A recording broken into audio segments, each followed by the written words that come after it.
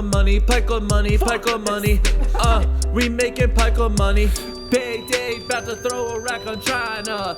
Need some DFS advice, where can I find some? League of Items got the sheet with all the lineups and all the stacks that you need to get to diamond. League of Items! Getting gold, that's the goal. Keep on winning on the got the road. sheet with all the Dragon got lineups sold. Now and you all got the nowhere stacks to that go. you need to Teleporting top to bot. Dive your carry on the spot. That's an ace. Wreck your base. Wear my crown. We on top.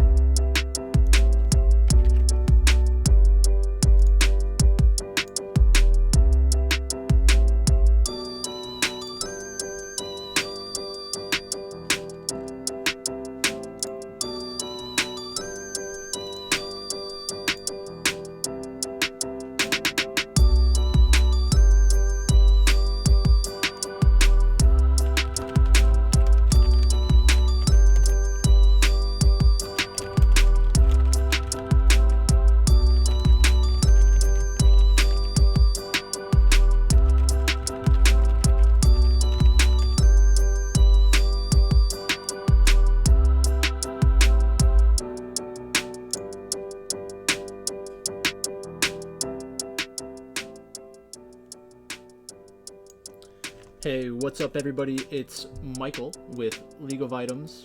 We will be joined shortly by Dark Sheep himself. He is currently devouring a slice of pizza because he has spent a lot of today working on some fabulous data and sheets. So we got to give him a couple minutes to refuel. But we will be getting started shortly. In the background, you will be listening to the best theme song for any YouTube channel in the history of YouTube, made by yours truly, my brother, and my roommate. It's incredible.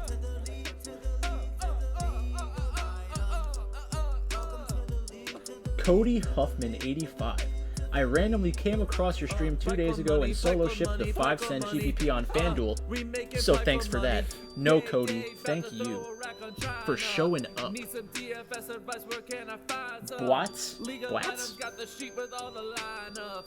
Thoughts on that FPX and TPS matchup?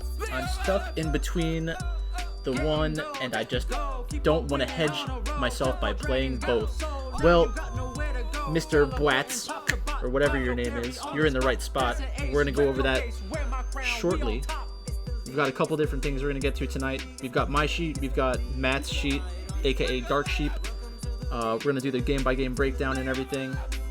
Just making sure he's all good. I don't hear him yet, so he's either talking to me while he's muted, or he is not done with his pizza yet. I'm here. I just ate 2 slices. All right, it's not a competition. I mean, I was already beating you because you were at 0. I have not had any pizza today. You are correct.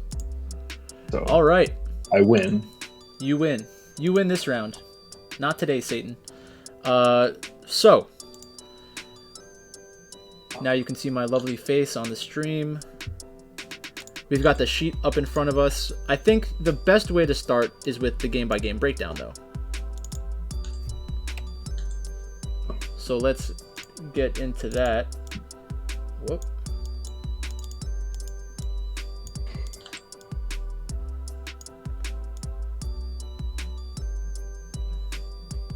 All right. Few minor adjustments.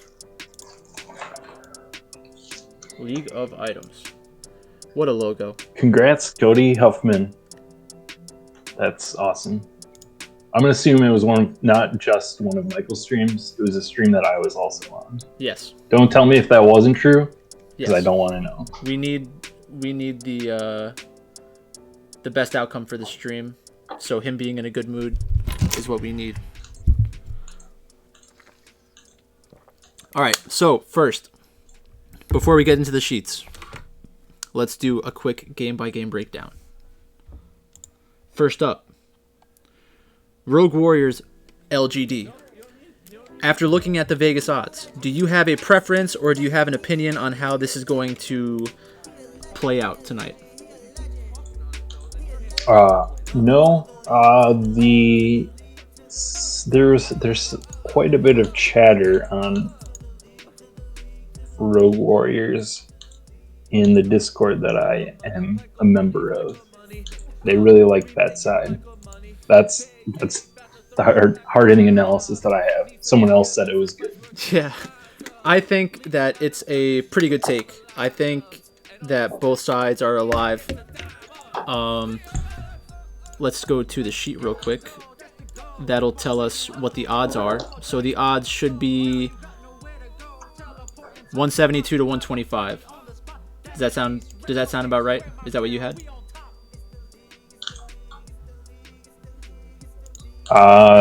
Yeah, like I take the vig out, so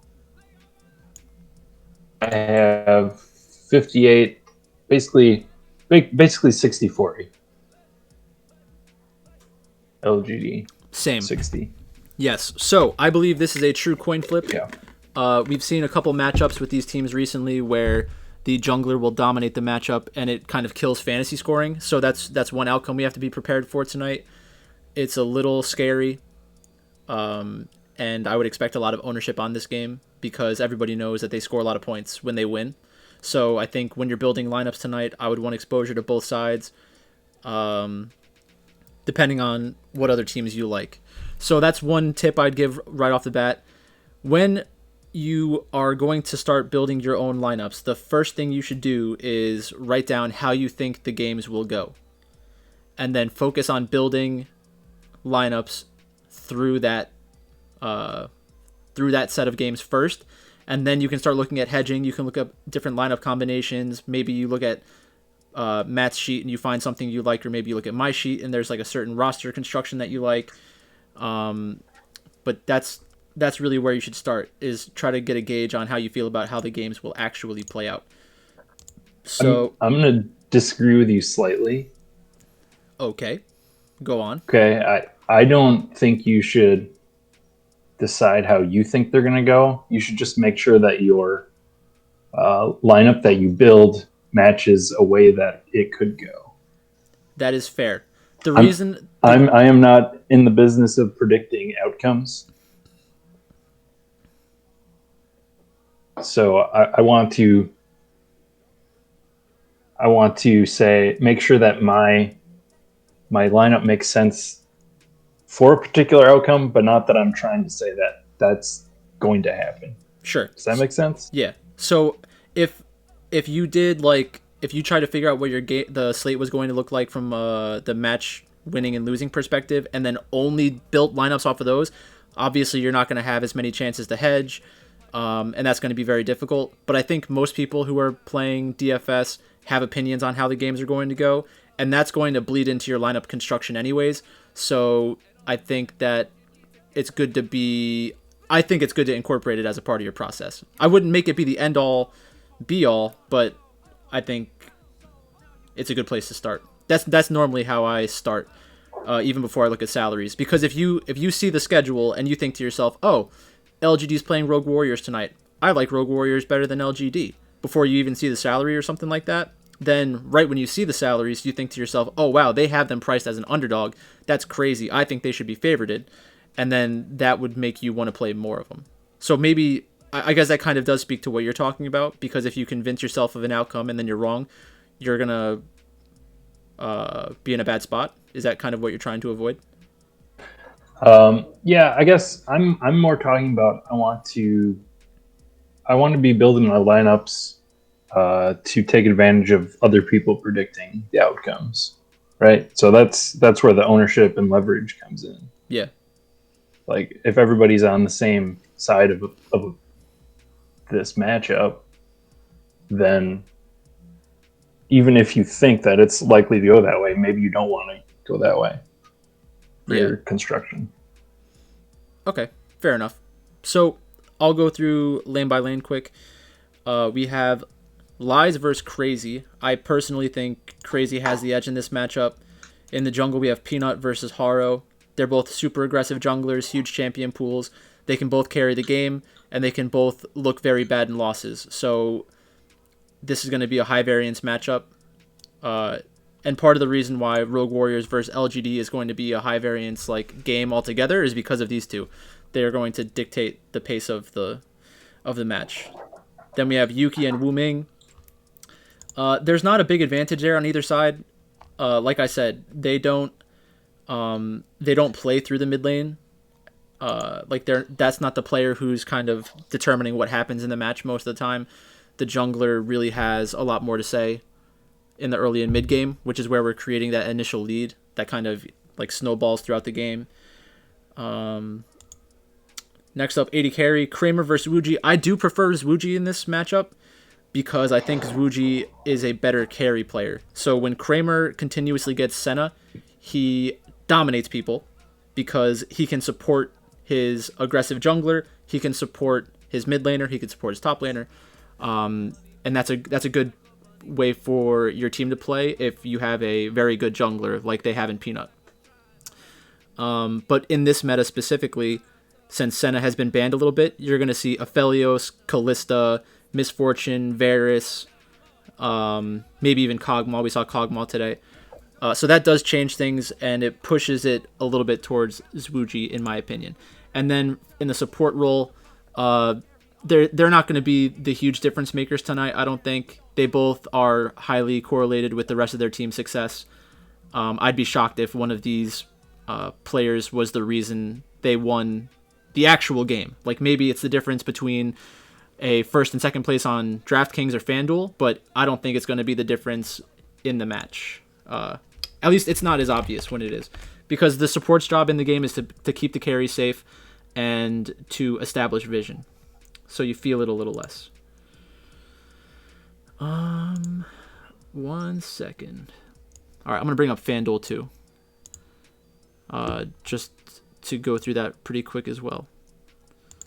So with FanDuel, Rogue Warriors is priced a little higher. This is always an interesting thing to look at because... Wait, what? This is always an interesting thing to look at because there are sometimes differences between how the sites view the matchup. So they have Lies over Crazy. I think that's based mostly off the fantasy points per game, plus Vegas. So the way that they weigh their salaries is slightly different than DraftKings. Haro versus Peanut. They have Haro listed above Peanut. Interesting. Yuki above Wu Ming. Wu Ming is the one starting tonight, right? Have you looked at that today or no? The lineups, I have not. All right, I'll get it real quick. All right. It is Wu Ming, yeah. So Wu Ming, you're getting a little... Oh, they're priced the same, so it doesn't even really matter. Zwuji versus Kramer, and then Lei and Kahlua. So on FanDuel, LGD is lower priced than Rogue Warriors in general, even though some of the matchups are a little different. And then from the team perspective, so I guess they're kind of theoretically projecting LGD to win, but a lot of the Rogue Warriors players are still more priced. Okay, so that's it for that one. Next up, World Elite OMG. What are the odds on this one? This is about, let's see. Got about 52 to 48. And whose favorite? OMG? So, OMG just ever so slightly. Okay. So, do you have any opinions on this matchup based off of what you were looking at today? I think so. So, based off of what you've seen from ownership percentages, do you think like that one of these teams attracts more ownership in general than the other? Or do you find yourself rostering one of these teams more than the other one?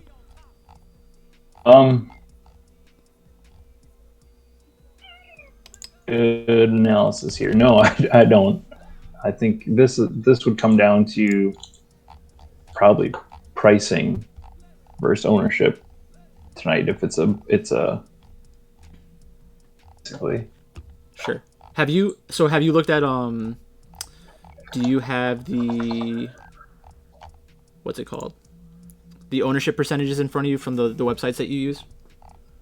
I don't know if they are out yet. Let me look. Sure. So in this matchup, OMG against World Elite, I think that this still determines what happens. Yeah, if I remember right, this is the only game that actually has playoff implications. Yeah. So they're playing to get in. Yeah. Yeah. So there are a few reasons why I think World Elite is going to be high owned tonight. World Elite has scored a lot of points.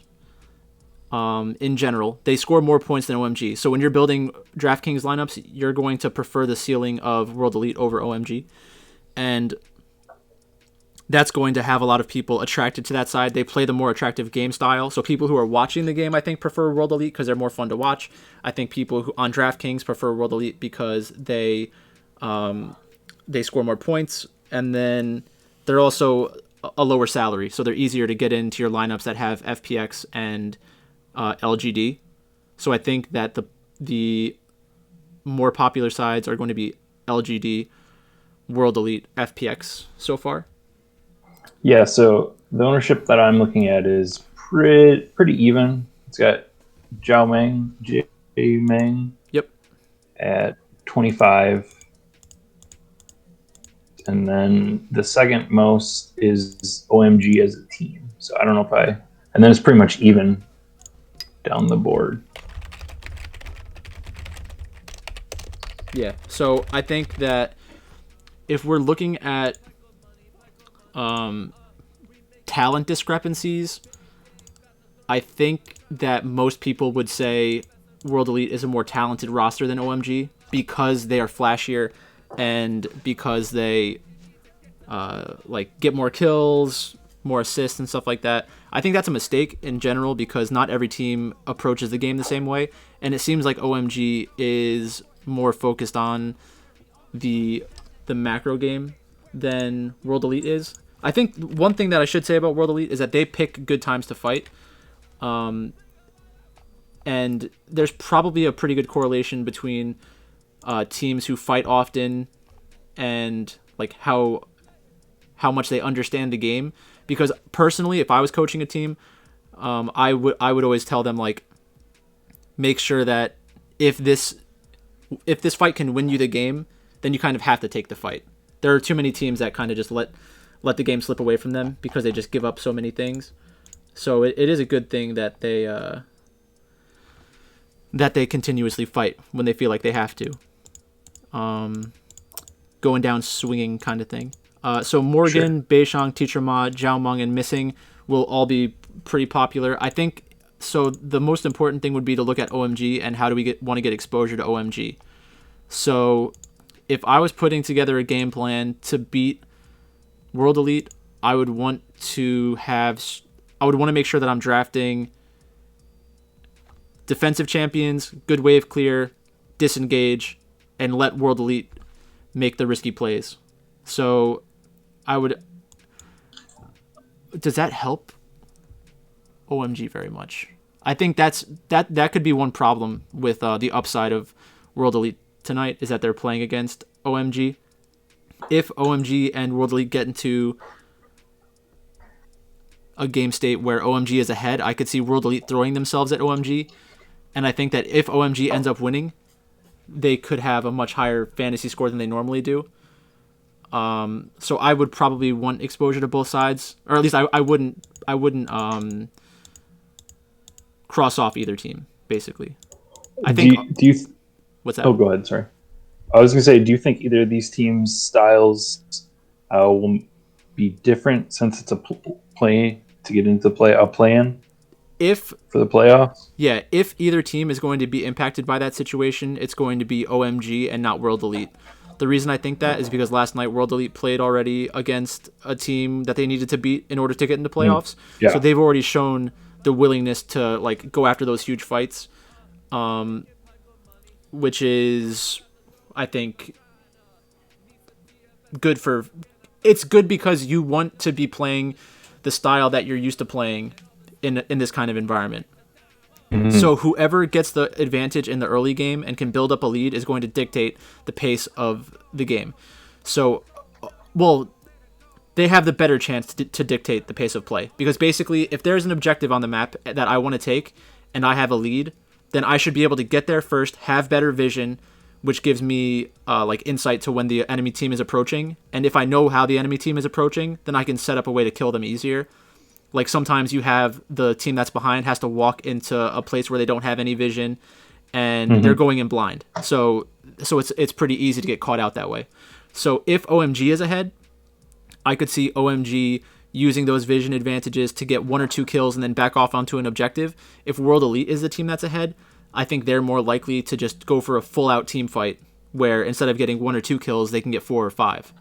And that can also force games to go sideways. So if World Elite is on a hyper-aggressive team and they're losing, I could see them trying to force fights again. So it really comes down to how well OMG can play from ahead. If OMG can control the game, like control the entire game, then they could be low scoring. If they're ahead but World Elite is still dictating the pace of play, then that's going to be good for OMG scoring. If World Elite is ahead, I think they will have good fantasy upside no matter what. So I think that's part of the reason OMG is going to be lower owned than World Elite tonight. OMG definitely has a shot, though. And if they go 2-0, then you're going to want exposure to Cold and the team slot. And those are the first 2 spots that I would look at. If you think OMG 2-0s, those are the first 2 players I'm looking at because they're going to get the game not played bonus. And that's most important for those 2 spots. All right, so we have a couple things in chat. Just Call Me Q says people are going to be all over World Elite because OMG have looked bad. I think that there are a bunch of reasons why people are going to be all over WE. So I agree with you there. Such a High Ceiling by Chewy Turkey. Agree. Does OMG die a lot? I don't think OMG does die a lot. And the one thing I would say is the only thing that a lot of deaths in a game tells us is whether they won or lost. Because every game can be so different. Every game has the chance of being high scoring or low scoring. Don't get too caught up in the past stats. I have a love-hate relationship with World Elite. Yes, I think a lot of people do. EDG was so hesitant last night and it killed him. I agree. It's about to be legendary. Looking forward to FPX TES. I think FPX TES are going to be amazing. That's going to be an amazing match. People are sleeping on TES. I agree with that too. I like Top Esports. I think that's a good spot tonight. 2-1 for sure. I like doing B, but think may pay down for Knight. Jackie Love. Sure, I can see all that. Favorite teams tonight. We're still going through it. Not sure yet, but we will get there eventually. Okay, last game on the slate. FPX versus Top Esports. Do you have the lines for this one as well? Yes, sir. That we have basically 66-39. Okay. So I think that if it was a... Man. That is probably a little too far onto the side of FPX, but at the same time, they are the defending world champions. I don't know if I'd make that bet tonight. If I was going to make a bet tonight, it would be Top Esports plus 1.5 maps. I think that might be a good value. Let's take a look. That is Top Esports plus 1.5 is minus 180. I would expect Top Esports to win at least one of these matches. Apparently some basketball thing about Manuel Jordan is on soon. Yeah, I heard about that. Is there a stat? I hear he's not a very nice guy. I'm not going to give any opinions on Michael Jordan. I don't want to go down that rabbit hole.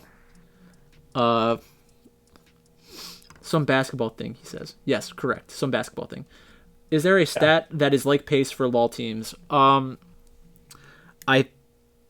There is not a stat like that yet, I don't think. At least nothing that I would trust. I don't think that a lot of the statistics in League of Legends are very sophisticated yet because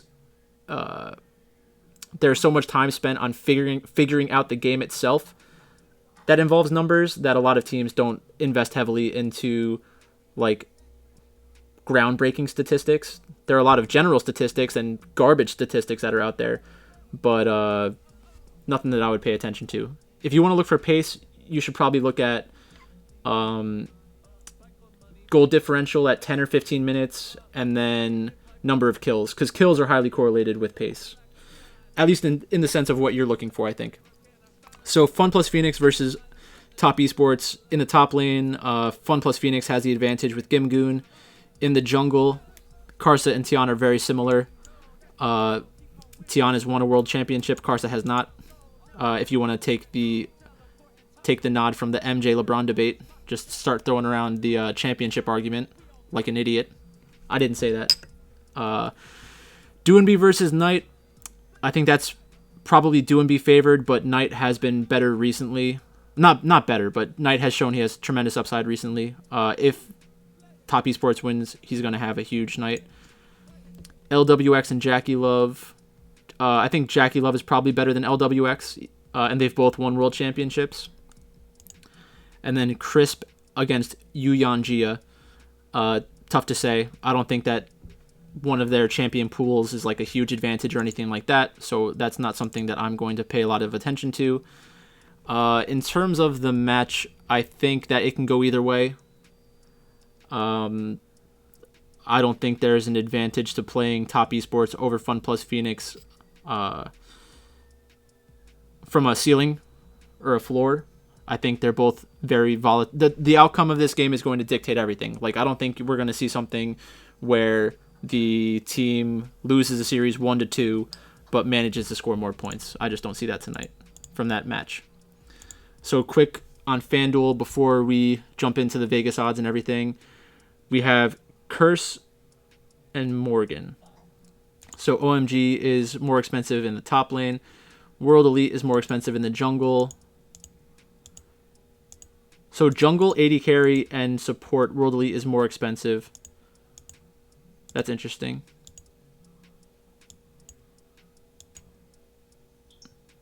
So that maybe those are just like minor tweaks that they're making, because it is very close, like 8,300 to 8,100.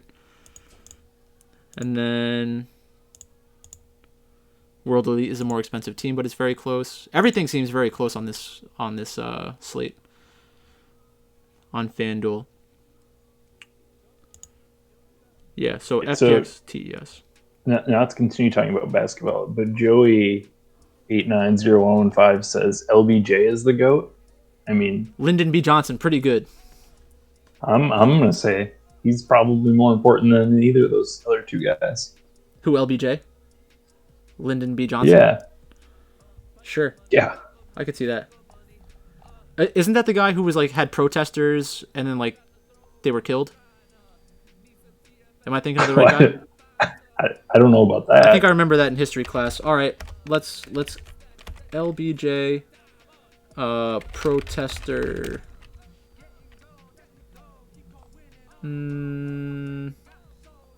All right, I couldn't find it, but I'm pretty sure that's what I remember from history class. Could be completely wrong. Don't quote me on that. Sarah Spain the GOAT, cheer 500. Brooklyn Juice, how would you suggest differentiating your lineup in order to have higher chance of leveraging yourself above the field in order to facilitate a unique lineup that can top a large field GPP such as the $15 100k to first on DK tonight? Good question. If you want to get exposure to a unique lineup that has the chance of coming in first place, then you will want to guess all of the games correctly and then do a bunch of different stacks. And then in those stacks, you're going to want to pivot off of one of the carries most likely. So the easiest way to do a 4-2-1, in my opinion, is to have the team go 2-0, get the game not played bonus.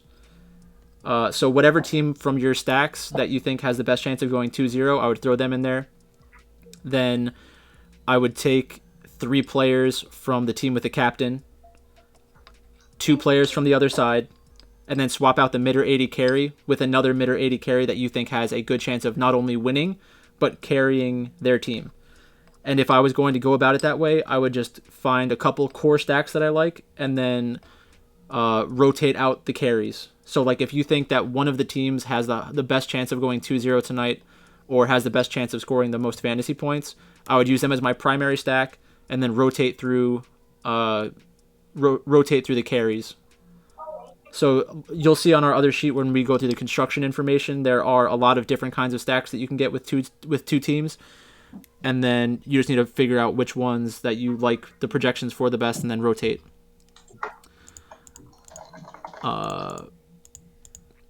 We can get into that more specifically if you have a more specific question. But that's probably the best way is to do a 4-2-1 where you're getting exposure to carries from at least 2 to 3 teams. FPX. Okay, so then if we're just looking at the salaries in general for FanDuel, FPX and TES is going to be the highest. It's going to cost you the most money to roster those guys because those are the best teams, which is pretty cool. Like I think I like that better than how DraftKings does it.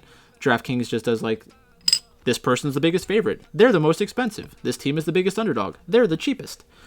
It's kind of boring after a while. So FanDuel's lines are probably a little sharper. And as far as ownership goes, I'm seeing the FPX main crew up there in the upper 30s. Yeah. Wait, what? Really? On DraftKings and FanDuel? For 30% on DraftKings. 30%, wow. 37, 36 for LWX and Join B. That's interesting. Which, okay. Yeah, LWX they have as the highest owned. All right, so we're basically done with that. Let's get down to business. The real reason everybody's here. So let me get this.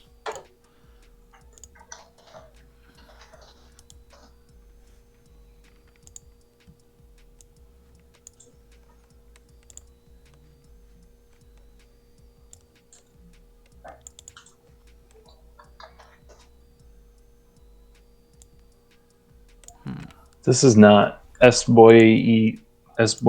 This is not on YouTube or Periscope currently. I don't know if you've thought about streaming to multiple places yet.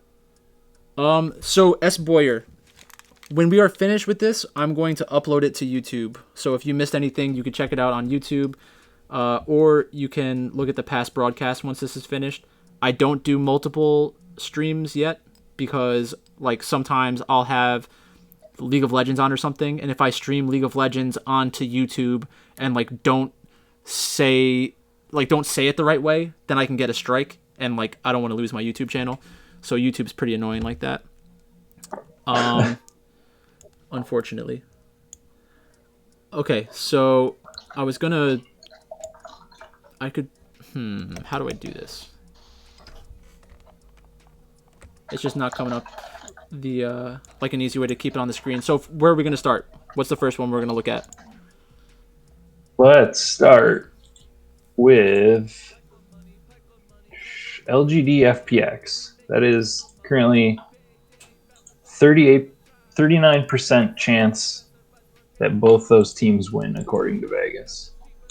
Okay, so you said FPX LGD? Yes, sir. All right, so those are 2 favorites, correct? Yes. So basically the way that this sheet works is I have all the teams listed here and then a bunch of combinations of stacks that go down throughout the sheet. It's set up for between 10 to 12 teams. and then you just have to kind of rotate them in and out for whichever one you're using. So based off of my understanding of the sheet, I think that we're not going to be able to get 80 carry or mid in, but let's just make sure. So can't get any of those in. That's over 51,000. So you could theoretically look to pivot. Brooklyn was asking what kind of how can you differentiate yourself? One thing I haven't explored much yet is looking at some of these stacks that are too expensive and then pivoting down a little bit, because like when people try to do this lineup originally, they're going to see that is too expensive. And instead of trying to switch it up a little bit, they probably just move on to the next one to try to get a better fit. But if you're looking for places to pivot, I think this is a good way to do it. So that one didn't work. So let's go to mid. Mids are typically a little bit less expensive than 80 carries, which is why sometimes it fits. So as you can see here, we're getting closer. 50,600. And then we still cannot make it fit, unfortunately. Meaning we have to go to jungle, and then jungle is like 99% chance of fitting. Oh, wow. 50,100.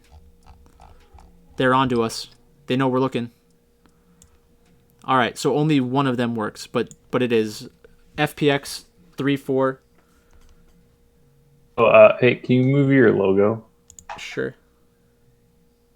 Just having a hard time reading. Fair enough. I don't know if any of you saw my almost perfect lineup video from the other day, but I was wearing a mask on my face, and like I did it intentionally so that I would write subtitles and have the subtitles be like stupid. And yeah, some people just completely missed that. That was the I missed that. Yeah, I had somebody message me like, "Hey, hope everybody's okay," because like I said, it was for the whole coronavirus thing. Because my family was exposed to coronavirus, like nobody's showing symptoms, but yeah, they took it very seriously on the YouTube video. This joke even gets worse when you have to explain it. No, I just want people to understand that they should be on the lookout for very high quality jokes, just in general, when I'm around. Mid does not work when you do LGD FPX, so again, we're probably going to have to go down looking for a jungler. I am not someone who can look into the future, but this is going to work. But let's see if it's 3-4 or 4-3. So 4-3 does not work. Wait, did I look at the wrong spot? Wow, I just sort of let you go, I'll be honest, while you're doing this. Yeah. So that it actually does not fit. So that's very interesting. So basically, in general, when you take a team that has lower salary, you will typically be able to find combinations each way. But this one, there's something about the lineup construction or the salaries that makes it not work for this. So they probably anticipate this being more popular. So now we have to go down to top.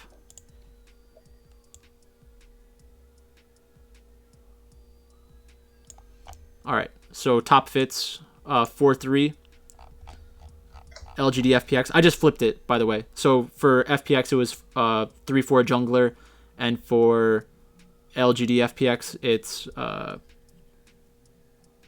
top. You can do either one.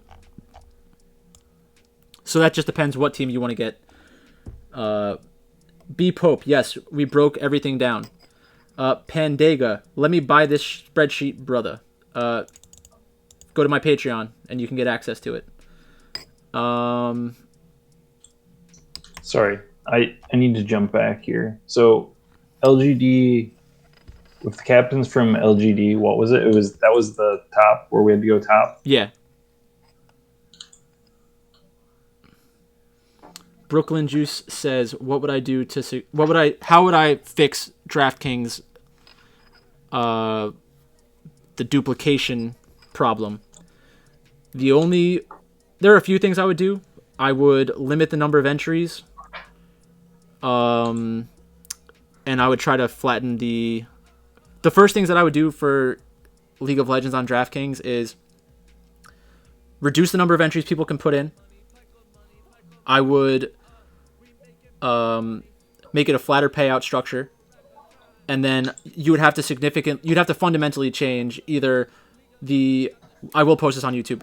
I would have to change the way that you build a roster. So right now you have a captain, and then the 5 players, and then a team. You'd have to start incorporating more spots. That doesn't completely solve the problem because so many people are using lineup generators that you're potentially going to have people chopping still. But I think that's a good place to start is by switching it up again, because this is the second iteration of League of Legends DFS that they've had on DraftKings. It used to be different. Okay, so my quick solution after all that is a flex. Are you against the flex?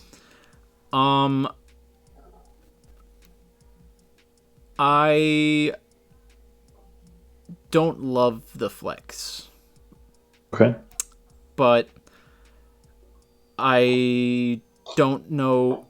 Like a flex is okay, but everybody's going to use it the same way. Like the first couple of slates, there might be an edge by the person who figures it out first. But after a little while, it's going to be like, okay, well, how do I fit another player who's going to win into my flex? Because that's the fundamental problem with the League of Legends DFS is that the winning team, like if it's a 1-game slate, whoever the best team is, you're going to have 3 or 4 of their players in the winning lineup. That's just the way that it is. Mm-hmm. Which you can't avoid that, and I'm not saying that you shouldn't have it that way. It's just it's an unavoidable problem. So what's up next? Where are we at? LGD1. I was just saying that because I don't think they're going to make it flatter or make it better for the users. I agree. I don't think they're going to do that either. Yeah, we are on OMG FPX. All right, so OMG. All right, that was easy. OMG FPX, 4-3 ADC captain. All right. Yeah, so typically you wouldn't see 2 favorites where you can do that, but the point is that the OMG has a limited upside, I think, and they're willing to have you.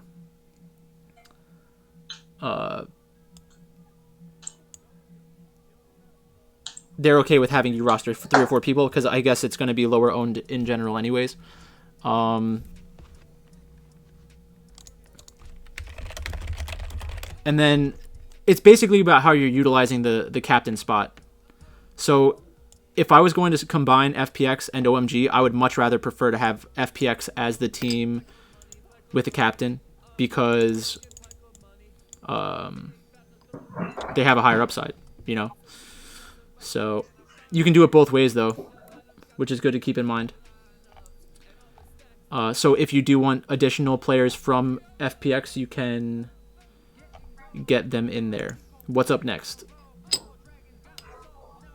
That's actually very surprising. I don't know if I was clear about that, but the fact that you can stack those 2 favorites together with 4 threes is kind of insane.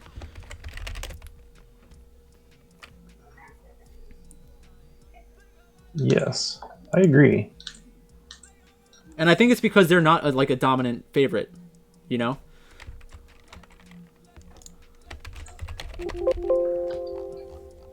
Sure. Yeah, so their pricing isn't as restrictive. It's not like where they're a huge favorite and they just get priced up. Yeah.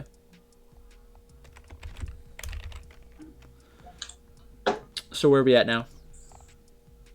We have we and FPX. Dear God. All right. FPX and World Elite fits. That's going to be very popular. And since you can do Fun plus Phoenix 4-3 ADC captain, you can you can definitely do it the opposite way as well. What's next?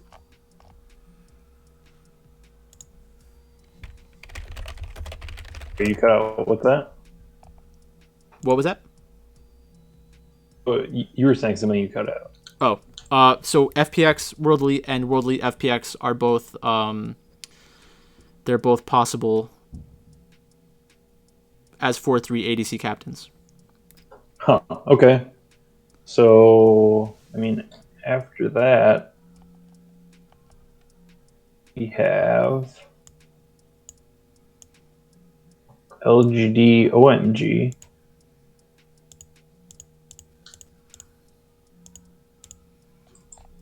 LGD. At that one- point, we have an underdog, right? Yeah. No. Yeah. Well, the World Elite one had an underdog. So for LGD OMG, you can do a 3/4 ADC captain.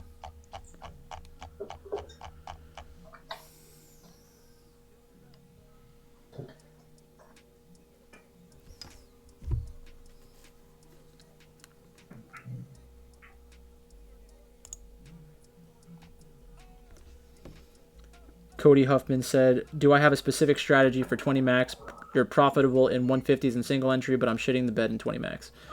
I don't think there's any real fundamental difference between those, except for the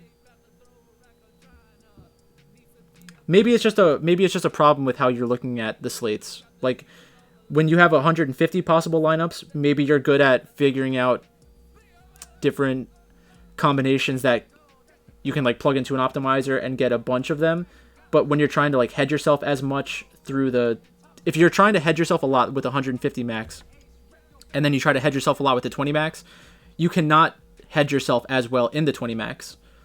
And if you're taking shots with like highly correlated teams, then it's just going to be coming down to variance. So like I think in a 20 max, people are going to be using the rosters that they would be willing to use in a larger GPP with 150 max, but in the single entry, players are more likely to use like a cash game lineup, which is kind of ridiculous in my opinion. I think the whole idea of cash games with League of Legends DFS is crazy because the way that you're building lineups, you're exposing yourself like 40% at least to two teams. So it just blows my mind. Like I would never feel comfortable playing like high volume cash for League of Legends. Especially tonight with so many close odds and no real big favorites, plus questions about motivation, 3-game slate. Yeah, I definitely want to play any cash tonight. Yeah. So what I would say... You go first. To answer Cody, what I do is I basically treat multiple 20 maxes as a 150. Sure. Put out the lineups between... I mean, it's less now. It's more in baseball that I play more because there's more dime contests, which is where I like to live. So I'll enter like 5 different 20 max dime contests and build that like I would be putting it into one contest. So really there I'm trying to just win one of those 20 maxes. Sure. Okay, so I think that's basically it. Yeah, the last thing I would say about it though is when you think about a traditional sport like basketball, you can predict the volume of a basketball player much better than the fantasy scoring for a League of Legends player because it's so highly correlated with their success. Like if you went and looked at James Harden scoring in a win versus a loss, it's going to be roughly the same, right? Like maybe it's a 5 or 10% difference. When you look at that's a guess, by the way. I don't know what the actual number is. But then if you looked at somebody like Beishang from World Elite, if you look at him in wins and losses, his wins, he's averaging probably 80, 90, 100 points.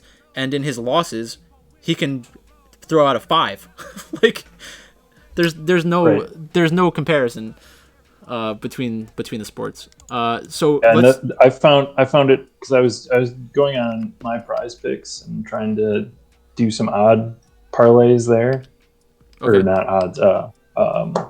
Prop. Basically, their stat is kills plus assists, and just basically you have to predict the wins and losses there.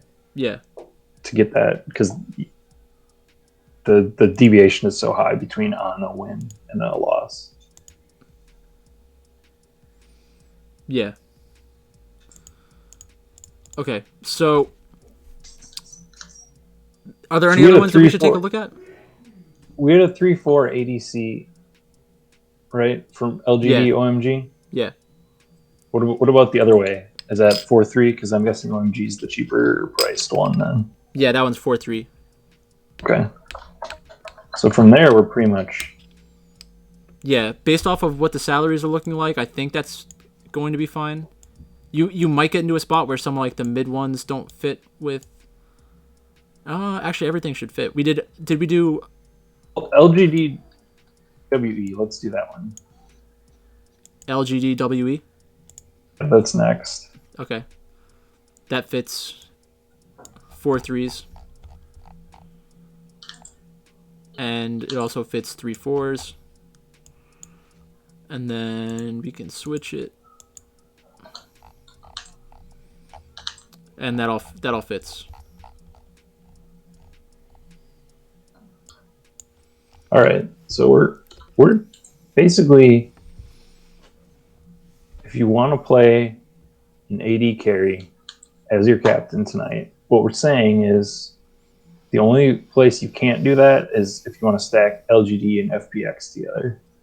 Outside of that, you can have whatever you want.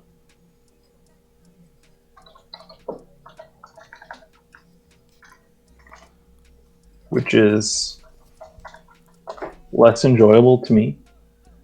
Yeah. Kind of like when you're trying to fit in the puzzle pieces, but that is a good thing to know going in, because I'm gonna guess that ADC ownership then is going to be more than even predicted. Yeah, I think that's right.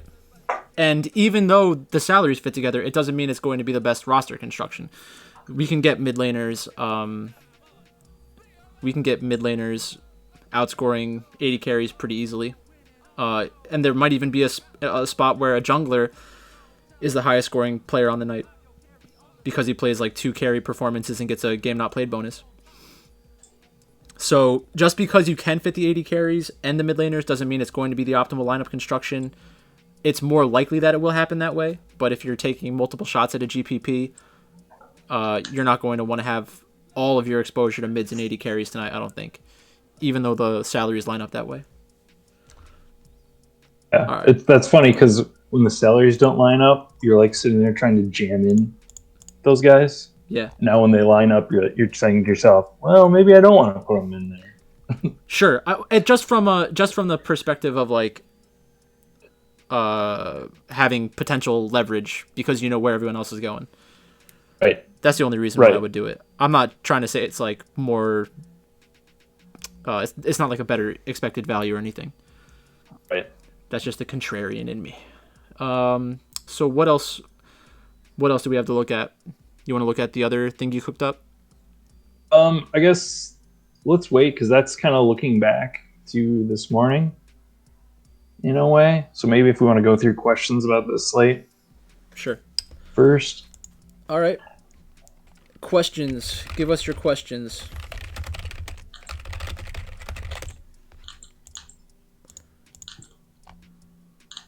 In the meantime, how do you want me to share this? Share what? Spreadsheet. Or you want to just look at those? You want me to send you like screenshots, or do you want? For the new one? Yeah, to this spreadsheet. I mean, it's up to you. I think that like we probably don't want to go through the whole thing on stream because I think there's like it's obviously amazing information, but like just because I haven't seen it, I don't want to have access to it on stream and then mess something up, you know? Oh, you're not gonna mess it up. I'll make a copy. Okay.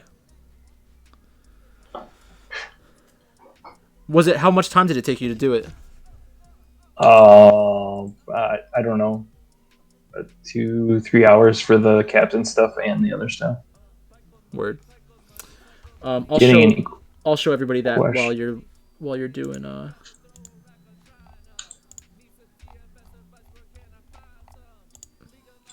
So this is something that Matt put out earlier today. This is the ownership percentages for different captains on the slate from today.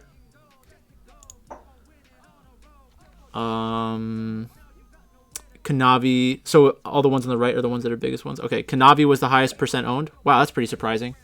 I wonder why that happened. Underneath you, for those that can't see, Kanavi's up there at the top. Ah. Funny. I mean, I'm the I will pie. say I will say that I did just go through all this for the first time today, so I'm going to say that there's potentially errors, but let's see. Let's take a look at Kanabi. I am the pie. It's just I am 10% Kanavi. I'm also 8.4% the shy. In high school, I was 20% the shy. Haha. oh buddy, how much puff were you? Can't say that on stream.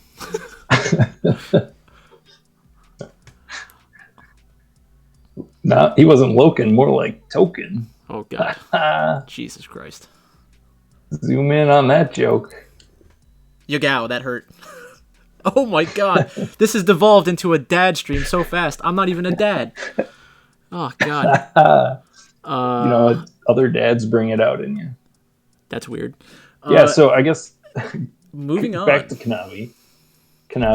So he is basically on the most owned team outside of like a most owned team, JDG. Yep. That's so surprising to me, though. He is the jungler, right? Yeah, he's the jungler for JDG. Yeah. And it was JDG against LNG last night, right?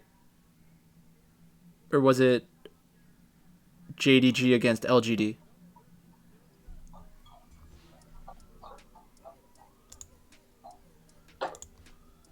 Sorry, I'm looking through my data here. Now you have me doubting everything I've ever known. I'm not doubting that it's right. I'm just surprised that that's... Like, it makes sense to me that Kanavi would be high-owned because he allowed you to get a lot of different roster constructions. So that's not a problem, you know? This is outside of DFS, but... yeah.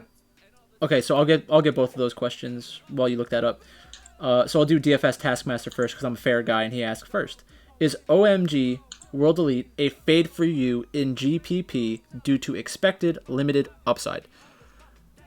Good question.